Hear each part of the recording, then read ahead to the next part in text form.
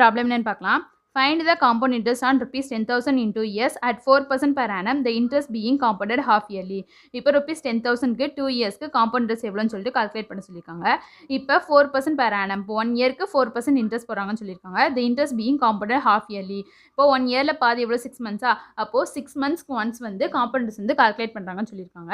இப்போ compound interest கண்டுபிடிக்கனா first amount என்னன்னு தெரியணும். இப்போ காம்பவுண்டட் ஹாஃப் இயர்லியும் கொடுத்துட்டாங்கன்னா அமௌண்ட் கண்டுபிடிக்க ஃபார்ம்னா principal into 1 + rate by 2 / 100 the whole to the power 2n. இப்போ பிரின்சிபல் என்னது 10,000 into 1 plus ரேட் எவ்வளோ 4%, அதான் 4 / 2 / 100 the whole power 2 into என்னன்னா டைம் தானே, டைம் வந்து 2 இயர்ஸ். இப்போ 10,000 into 1 plus 4 into கேன்சல் பண்ண 2 / 100 the whole power 2 2 4 தானே, அதை எழுதியிருக்கோம்.